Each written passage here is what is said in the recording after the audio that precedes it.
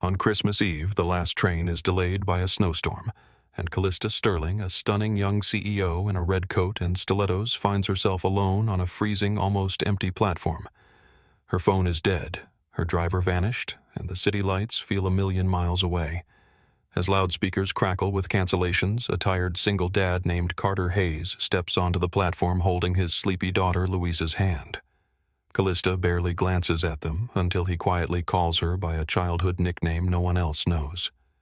In a heartbeat Christmas, her past and her future collide in dangerous ways. The station clock read 10:43. Snow fell in thick sheets across the suburban platform, each flake catching the yellow glow of overhead lamps before disappearing into the darkness beyond. The station sat 30 minutes outside the city center by train 40 if the weather turned bad. Tonight, with the blizzard warnings scrolling across every screen, it might as well have been on another planet. Christmas music drifted from tinny speakers barely audible over the wind that cut through the open-air platform like a knife. Families huddled together near the heated waiting room, children clutching balloon animals and candy canes, couples sharing scarves and steaming cups of hot chocolate from the small kiosk. The scent of cinnamon and sugar hung in the air, mixing with the metallic tang of cold steel and snow. Against this backdrop of warmth and togetherness stood a woman who looked like she belonged on a magazine cover, not a drafty train platform. Callista Sterling stood alone near the far end of the station, her designer red coat a splash of color against the white and gray. Her stilettos, impractical for the weather, left delicate prints in the accumulating snow. She pulled a leather suitcase behind her, the kind that cost more than some people's monthly rent. She had just left the company Christmas party an hour ago. Sterling Dynamics had spared no expense. The rooftop venue overlooked the glittering city, champagne flowed freely, and the catering was impeccable. But beneath the laughter and clinking glasses, Callista had felt the whispers. The recent layoffs hung over the evening like a ghost. Board members had cornered her with tight smiles and veiled warnings. After the holidays, they said, "We need to discuss your performance. The shareholders are concerned. Changes may be necessary." She had left early, declining the company car. She wanted to feel normal for once, to take the train like everyone else, to pretend she was just another person going home for the holidays. Now, stranded on this platform with a dead phone and no signal, she wondered if that had been a mistake. Callista glanced at her reflection in the dark window of the closed ticket office. She saw what everyone else saw, a powerful woman in control. But inside she felt hollow. She watched the families around her, saw the way they leaned into each other, the way they belonged. When had she last felt that? When had anyone waited for her to come home? The thought that followed was darker still. If she disappeared tonight, who would truly mourn? Her assistant would reschedule meetings. The board would appoint an interim CEO. Life would continue. The realization settled over her like the snow, cold and inescapable. Callista Sterling had not been born into wealth. That was the part the business magazines never got quite right. They loved the rags-to-riches narrative, but they softened the edges, made it palatable. They didn't talk about the real kind of poor, the kind that meant moving from one temporary foster home to another, never unpacking completely because you knew it wouldn't last. She had grown up in the system. Group homes, mostly, with occasional stints in foster care that never quite stuck. Christmas had always been the worst time. Other kids got picked up by families, even temporarily. Callista learned early that hope was dangerous. Better to expect nothing and be right than to expect something and be crushed. There had been one exception. One person who had made those years bearable. A boy named Carter Leon. He had arrived at Haven Home when he was 7, the same age as her. Where other kids were either cruel or scared, Carter had been different. He noticed things. He noticed when she skipped dinner because the other kids had called her names. He noticed when she cried silently in the dark. They became inseparable. Two kids who didn't fit anywhere else fitting together. They had a spot on the roof of Haven Home accessed through a broken window on the 3rd floor. On Christmas Eve, they would sneak up there and watch the fireworks in the distance, sharing a ratty blanket and making plans for a future that seemed impossible. Carter would fix things, he said. Broken toys, broken machinery, broken hearts. Callista. He insisted on calling her Lex would become someone important. Someone who made sure no kid ever felt abandoned again. They made a promise under those stars, their breath fogging in the winter air. When we grow up, no matter where we are, we'll find each other. We won't abandon each other like the adults abandoned us. Then, one night, without warning, Carter was gone. A family had chosen him, packed him up, and moved him across the state. No goodbyes, no forwarding address. Callista wrote letters to every address she could find. None were answered. The wound scarred over, but it never fully healed. That betrayal, or what felt like betrayal, became her fuel. She would never depend on anyone again. She would build her life on contracts and credentials, not promises and hope. She worked harder than everyone else, earned a full scholarship to college, graduated at the top of her class. She joined Sterling Dynamics as a junior analyst and climbed with ruthless efficiency. By 32, she was CEO. The media called her the Iron CEO. They praised her decision-making, her ability to make hard choices without hesitation.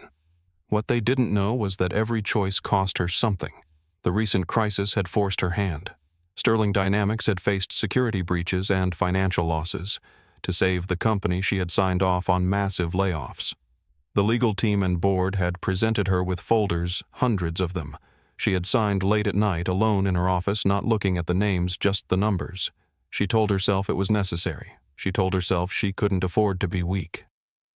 But lately, alone in her penthouse apartment, she asked herself a different question. Had she become the very thing she hated? Had she turned into the kind of person who treated people as disposable, just like those adults who had shuffled her from home to home, never seeing her as anything more than a case number? Across town, in a small apartment that smelled of cinnamon and cheap pine air freshener, Carter Hayes helped his daughter into her winter coat. Louisa, 7 years old, with her hair pulled into a ponytail, bounced with excitement despite the late hour. The apartment was small, the furniture second-hand, but everything was clean and carefully maintained.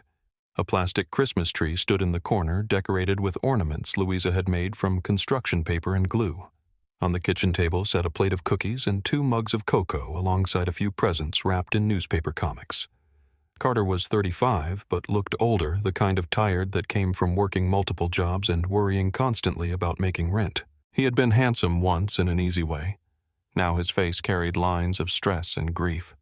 His coat was worn, his boots scuffed, but both were clean. He lived by a code. They might not have much, but what they had would be kept with dignity. His wife Amanda had died 3 years ago. Cancer. The medical bills had wiped out their savings. He had gone from a comfortable life to barely scraping by almost overnight. Now he worked whatever jobs he could find. Night shifts at warehouses, freelance repair work. Anything to keep Louisa fed and in a decent school. He had once been an engineer, a good one. He had worked for a major tech company developing security systems that were deployed worldwide. He had been proud of that work. But then came the security breach. Carter had warned them. He had filed report after report about vulnerabilities in the system, but management had ignored him. When the breach happened and major clients threatened lawsuits, they needed someone to blame. Carter became the scapegoat. Fired for gross negligence, they said. Stripped of his severance, his stock options, his reputation. No one would hire him after that, not in his field.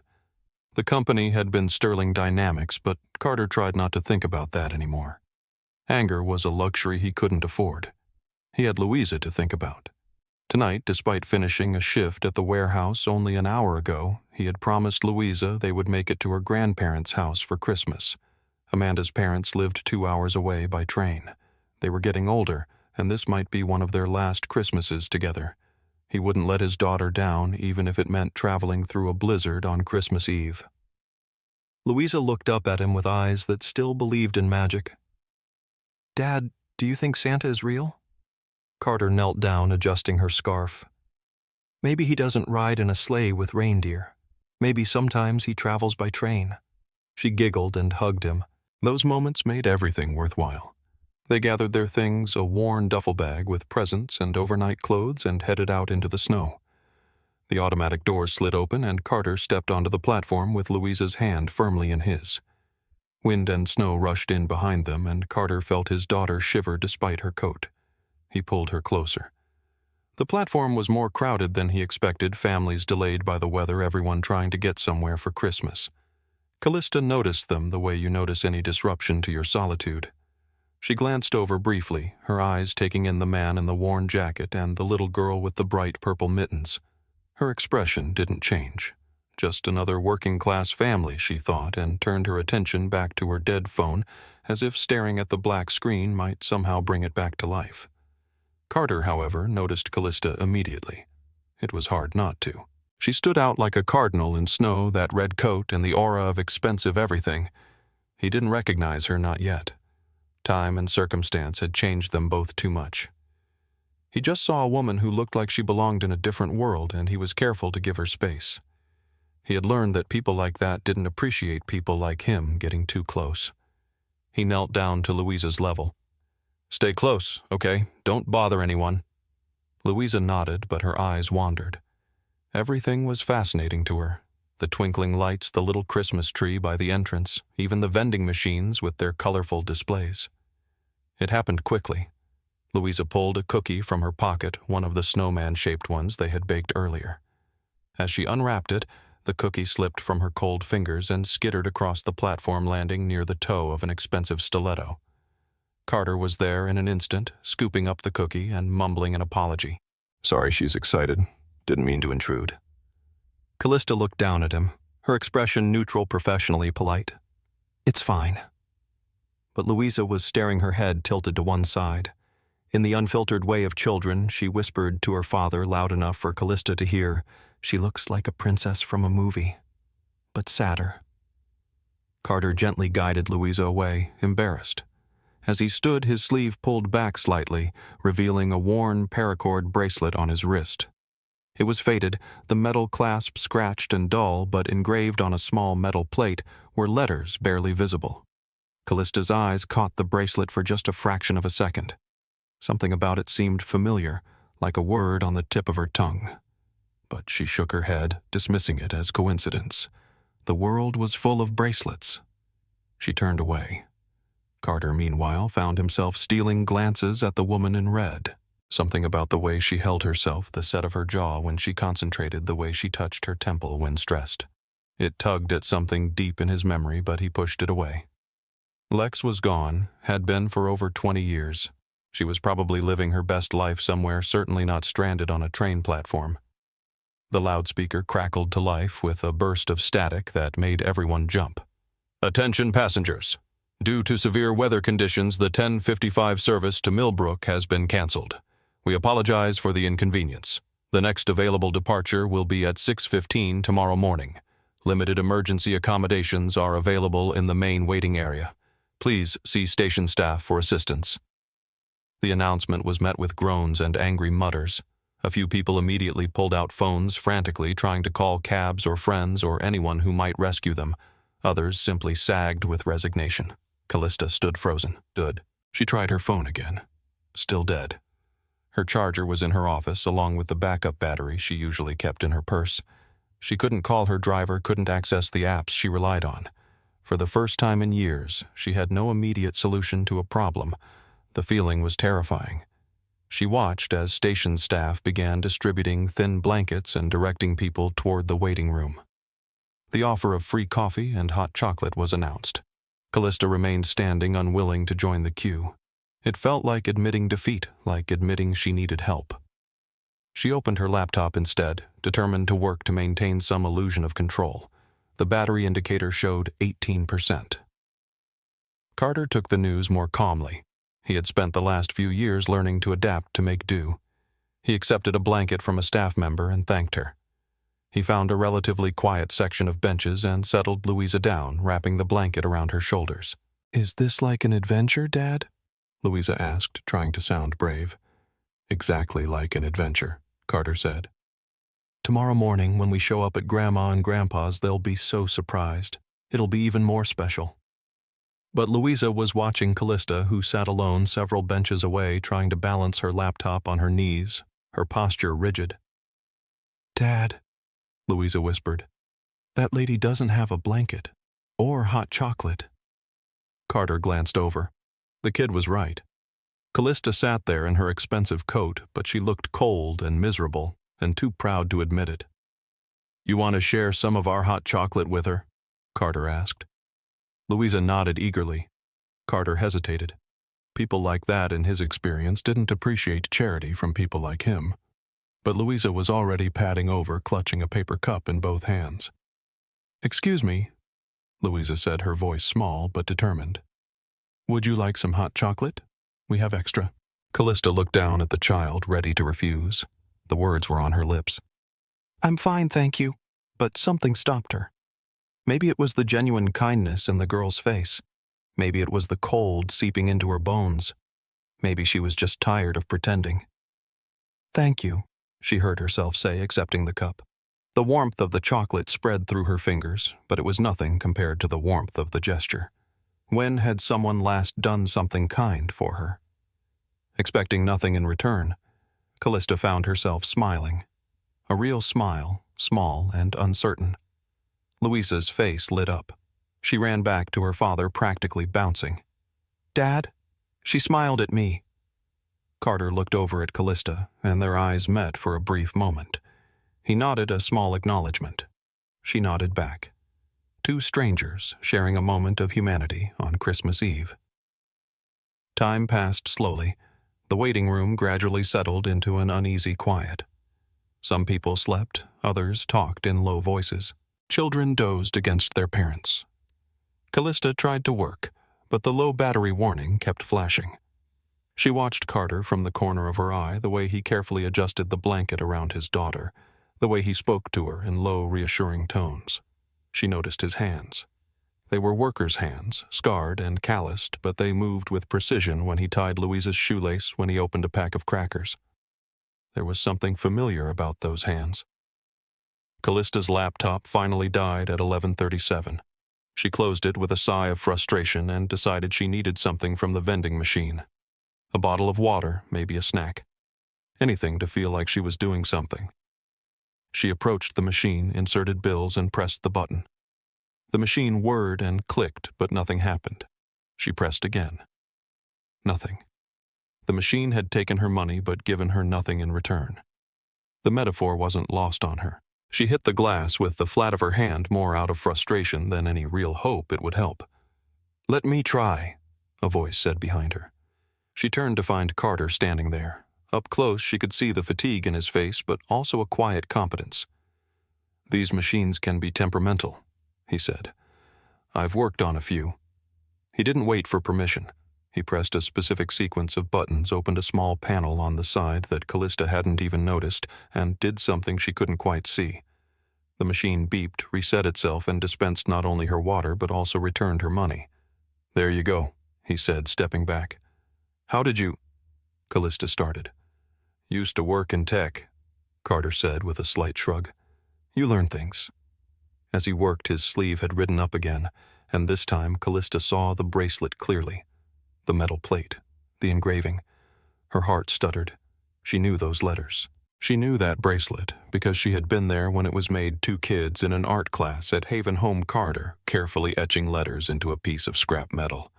Lex, her childhood nickname, the name only one person in the world had ever called her. Carter saw her staring at the bracelet. He pulled his sleeve down, but it was too late. He had seen the recognition in her eyes, and suddenly he was looking at her differently, really looking. The shape of her face, the way she bit her lower lip when thinking. The eyes older and harder, but the same eyes. He took a half step back, his voice barely above a whisper. "Lex." The station noise faded away.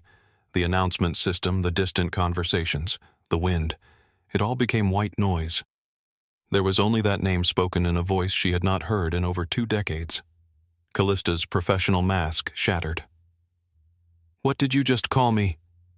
They stood frozen, two people separated by 3 feet and 25 years. "It's me," Carter said, his voice rough. "It's Carter. Carter Leon, from Haven Home." The world tilted. Callista grabbed the edge of the vending machine for support. "Carter Leon, but you left. You were adopted. You disappeared." "I tried to find you," he said. "They moved me upstate, and the family who took me, they cut all ties with the home. By the time I was old enough to look for you on my own, the records were sealed. Haven Home had shut down. I looked, Lex. I swear I looked." Louisa had woken up and wandered over, confused by the intensity of the adults' conversation. Carter absently put a hand on her shoulder, needing something to anchor him. Callista couldn't stop staring. This man, this tired, worn-down man, was the boy who had promised never to leave her. The boy who had been her only family. "We need to talk," she said, her voice shaking. Is there somewhere?" Carter nodded. They moved to a quieter corner of the platform, away from the main crowd. Louisa settled on a bench nearby, wrapped in the blanket, watching them with wide, curious eyes. They sat facing each other, and the years fell away. They talked about Haven Home, the yellow house with the creaky windows, the night they stole cookies from the kitchen and got caught, the roof where they watched fireworks. Every shared memory was a key unlocking something that had been closed for too long. "I thought you forgot about me," Callista said, her voice thick. "I thought you moved on to your new family and forgot the poor kid you left behind." "Never," Carter said fiercely. "I never forgot. Lex, you were the only family that mattered." But even as they talked, Callista felt a growing dread. She had to ask. She had to know. "What happened after you left? Where did you end up?" Carter's expression darkened. He told her about the foster family, about eventually aging out of the system, about meeting Amanda, falling in love, having Louisa. And then he told her about his career, about working for a tech company, about developing a security system he was proud of. Callista's stomach dropped. "Which company?" "Sterling Dynamics," Carter said, and there was bitterness in his voice now. "I'm sure you've heard of them. Their CEO is famous." Oh, God, no." Carter continued, not noticing her pale face. "I worked there for 8 years, loved the job. But then there was a security breach. I had warned them, filed reports about vulnerabilities, but management ignored them. When things went wrong, they needed a scapegoat. Fired me for negligence, destroyed my reputation. Lost everything right when Amanda got sick." His voice was steady, but she could hear the pain beneath it. "The CEO signed off on it personally. Didn't even look at my case. Just saw a name on a termination order and signed it." Callista felt like she was going to be sick. She knew what he was going to say next, but she still had to check. She had to be absolutely certain. "When?" she whispered. "When did this happen?" 3 years ago, January, right after their new CEO took over." January 3 years ago. That was her second week as CEO. The legal team had given her a stack of folders, urgent actions that couldn't wait. She had signed them all, trusting that the people beneath her had done their due diligence. She hadn't read them carefully, hadn't looked at the names, just the bottom lines. With shaking hands, Callista opened her laptop, praying for enough battery to check one thing. The screen flickered to life. 4% remaining. She accessed the company database through a cached page, searched the termination records. Carter Leon Hayes. Status terminated. Reason gross negligence in security protocols. Authorized by CEO Callista Sterling. The screen went dark as the battery died, but she had seen enough. Carter noticed her reaction. "What is it? What's wrong?" She couldn't speak, couldn't breathe. The boy she had loved, the only family she had ever known, had been destroyed by her own signature. She had done to him exactly what the system had done to them as children, treated him as expendable, as nothing more than a problem to be eliminated. "Lex," Carter's voice was gentle, now concerned. He reached out to touch her arm. She flinched away. Don't call me that. I don't deserve..." And then the lights went out. The station plunged into darkness. Emergency lighting flickered on, casting everything in a dim red glow. Somewhere a child screamed.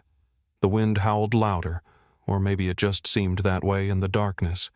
People scrambled to their feet, confused and frightened.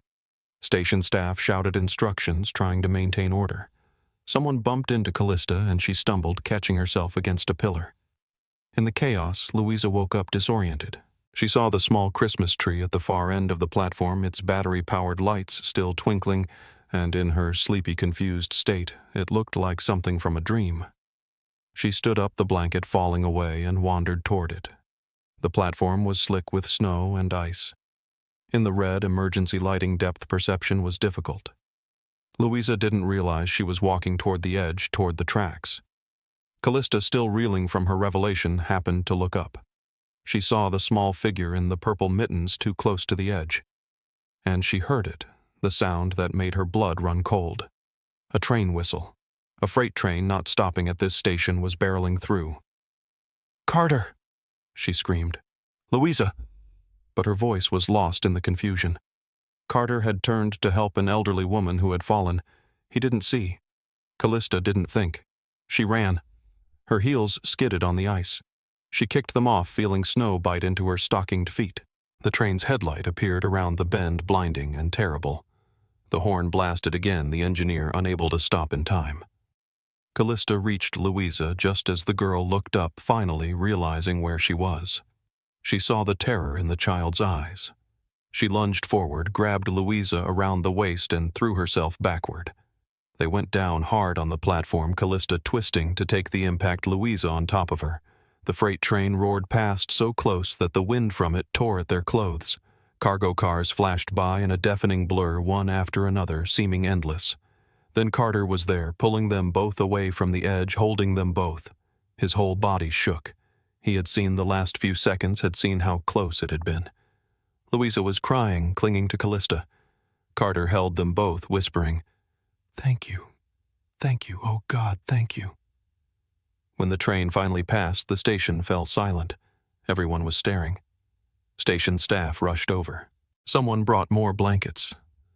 Callista's hand was bleeding from the fall, her coat torn. Carter carefully examined the scrape, his hands gentle despite their trembling. "You saved her," he said. His voice broke. "You saved my daughter." Callista looked at Louisa, who was calming down now, her tears subsiding. She looked at Carter, this man she had wronged so terribly, and she knew she couldn't hide anymore. "I have to tell you something," she said. "About Sterling Dynamics. About the termination. Carter, But before she could confess, his phone buzzed. Her dead phone suddenly lit up, having apparently caught a charge from somewhere. Both devices came alive with notifications. Carter glanced at his screen out of habit, then froze. Callista's phone was showing a flood of emails from her senior staff. Urgent. Board meeting moved up. Anonymous shareholder making a move. Carter's phone showed a message from his attorney. The subject line was visible. Shareholder vote tomorrow confirmed, your instructions needed. Callista looked at the phone, then at Carter. Understanding dawned slowly, like a sunrise she didn't want to see. "The anonymous shareholder," she said slowly. "The one who's been buying up stock. The one everyone's been talking about. That's you." Carter didn't deny it. His expression was complicated, guilty, and defiant at once. "After they fired me," he said quietly, "I wanted to give up. Just focus on Louisa, forget the whole thing. But someone believed me. An investor. Someone who had seen my work, who knew I was telling the truth about the security risks. He helped me file a quiet lawsuit, settled for shares instead of cash with an NDA. Then we kept buying quietly. By the time Sterling's lawyers noticed, I had enough shares to matter." The pieces fell into place for Callista. The board's nervousness, the mysterious stakeholder, the vote scheduled right after Christmas to determine her future as CEO. It all came down to this man she had wronged, who now held her fate in his hands. "The board has been courting you," she said. "They want you to vote against me, to get rid of me." Carter nodded. "I was going to do it. Before tonight, I was going to vote you out. I thought it was justice. The system that crushed me, I'd crush it back." "And now," Callista whispered.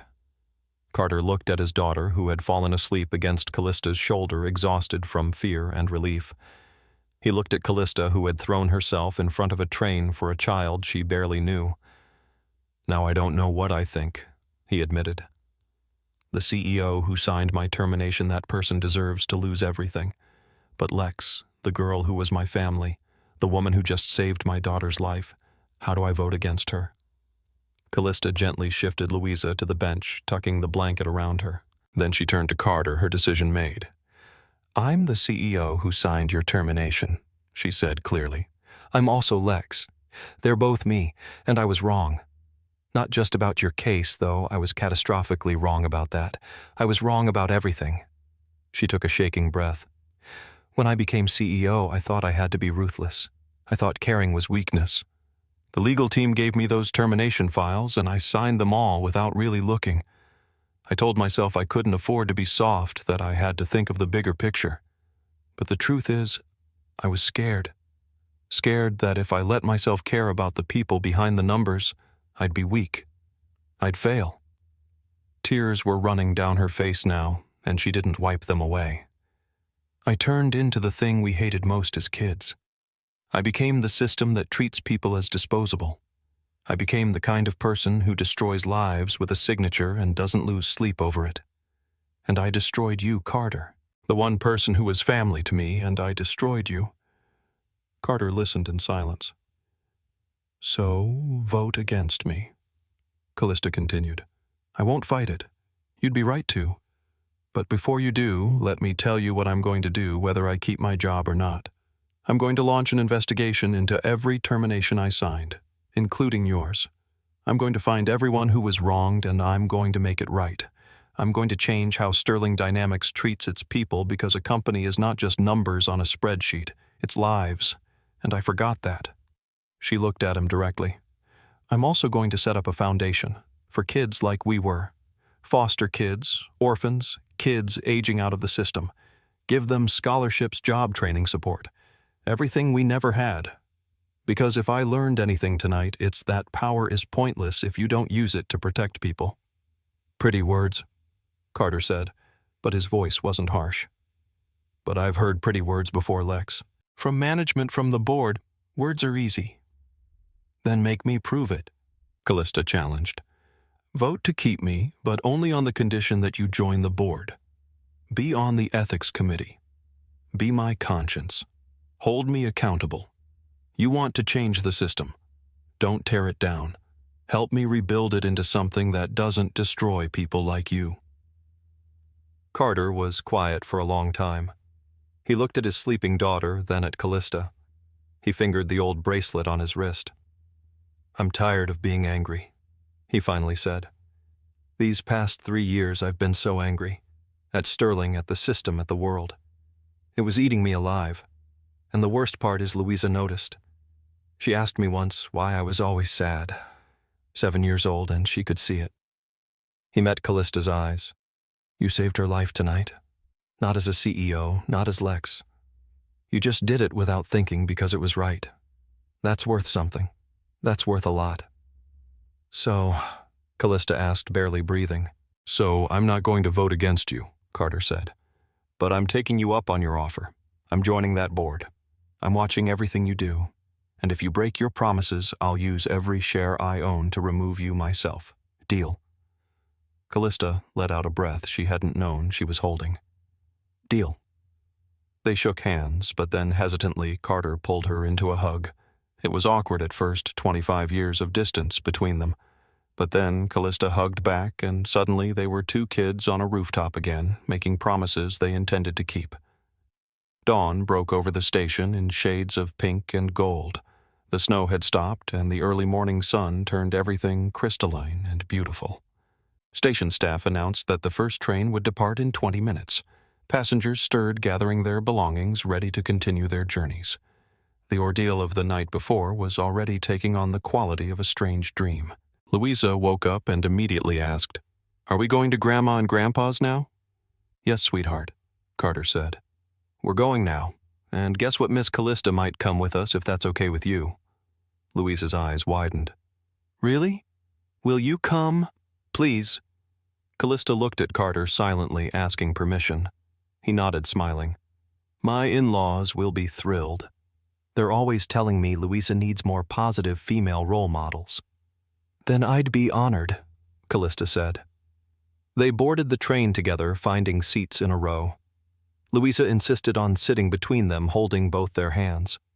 As the train pulled away from the station, leaving the platform where their lives had collided and reformed, Callista felt something she hadn't felt in years.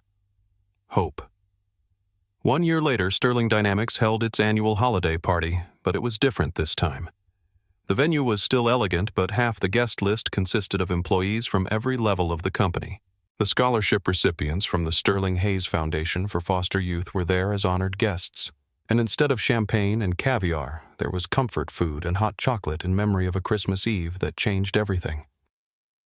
Callista Sterling stood at the microphone, no longer looking like an untouchable CEO. She looked human, happy, tired in a good way from a year of hard work and harder changes. "A year ago," she said, "I stood in a very different place. I was here at a party like this, but I was alone. I had convinced myself that being strong meant being isolated, that being a good leader meant making hard decisions without feeling them." She paused, finding Carter and Louisa in the crowd. "Then I spent a night stranded at a train station, and I learned something. Real strength isn't about being alone. It's about being brave enough to admit when you're wrong. It's about having people who hold you accountable. It's about building something better than what came before." After the speeches, after the toasts, Carter and Callista found a quiet moment on the balcony. Below them, the city sparkled with Christmas lights. Inside, Louisa was showing the scholarship kids how to make paper snowflakes. "She's good with them," Callista observed. "She wants to be a social worker when she grows up," Carter said proudly. "Says she wants to help kids like we were." "She'll be amazing at it," Callista said. Then softer, "Thank you, Carter, for giving me a second chance, for helping me become someone I can be proud of." "Thank you," Carter replied, "for proving that people can change, for being the person Lex always wanted to be." From inside, Louisa called out, "Dad, Callista, come see what we made." They turned from the view and headed back inside toward the warmth and light and noise of family. The old bracelet was still on Carter's wrist, but now a matching one glinted on Callista's, a gift from Louisa. Sometimes fate doesn't arrive in a sleigh pulled by reindeer. Sometimes it comes on a delayed train during a snowstorm. Sometimes the people you thought you lost forever are sitting right next to you if you're brave enough to look. And sometimes Christmas miracles are just the courage to admit you were wrong and the grace to help someone become better. On a shelf in Callista's office, visible to everyone who entered, sat a single item: a snowman cookie preserved in resin. A reminder that the smallest gesture of kindness can change everything, that even the hardest heart can thaw if someone offers it warmth, and that family isn't always about blood or legal papers. Sometimes it's about two kids who made a promise on a rooftop and finally, against all odds, found their way back to each other.